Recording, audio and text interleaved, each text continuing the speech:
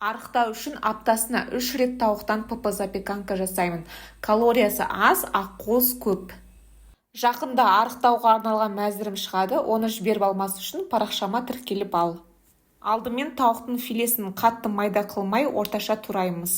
Оны тұздап, дәмдеуіштер себеміз. Мен қара бұрыш және копченая паприка септім. Бөлек ыдысқа 3 жұмыртқаны жарамыз, 2 ас қасық қаймақ, үкіштен сарымсақты өткізіп қосып араластырамыз. Қаймақтың орнына табиғи йогуртты пайдалансаңыздар болады. Тауықтың үстіне жаңағы заливканы құямыз. Видеода көрсетілгендей қасықпен осылай араластырыңыздар.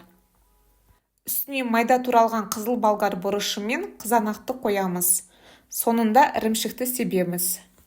Алдын ала қыздырылған пеште 180 градуста 35-40 минут пісіреміз. Ас болсын.